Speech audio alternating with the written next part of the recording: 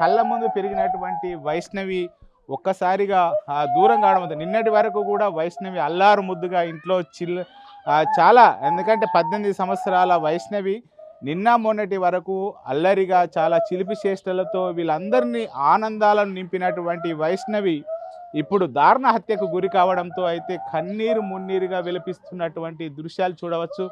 వాళ్ళ నానమ్మ ఉన్నది ఫోటో పట్టుకొని. నిన్నటి వరకు కూడా వైష్ణవి కనబడ్డటువంటి వైష్ణవి అమ్మమ్మ చూడవచ్చు మనకు ఇక్కడ. నిన్న వరకు కూడా అల్లారు ముద్దుగా ఉన్నటువంటి వైష్ణవి ఒక్కసారిగా లేకపోవడంతో అయితే వైష్ణవి ఫోటో పట్టుకొని కన్నీరు మున్నీరు పెడుతున్నటువంటి పరిస్థితి కనబడుతుంది. సాధారణంగా వైష్ణవికి వాళ్ళ అమ్మ అంటే చాలా ఇష్టం.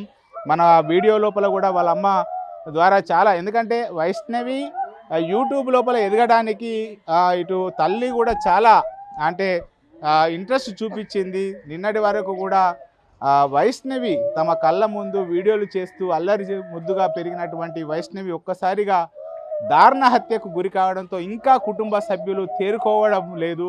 కన్నీరు మున్నీరుగా విలపిస్తున్నటువంటి పరిస్థితి కనబడుతుంది. వైష్ణవిని ఫోటోలు పట్టుకొని ఏడుస్తున్నటువంటి దృశ్యాలు మొత్తం నిజంగా గుండెలు అవిసలేగా ఏడుస్తున్నటువంటి దృశ్యాలు మనం ఇక్కడ చూడవచ్చు. ఎందుకంటే వైష్ణవిని చాలా అల్లారు ముద్దుగా పెంచారు.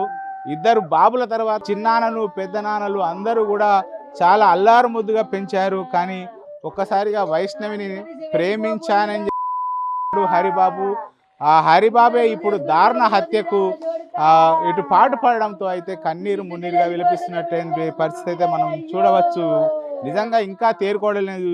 3 రోజులు అవుతున్నా కానీ మనకు కన్నీరు మున్నీరుగా విలపిస్తున్నటువంటి దృశ్యాలు చూడవచ్చు.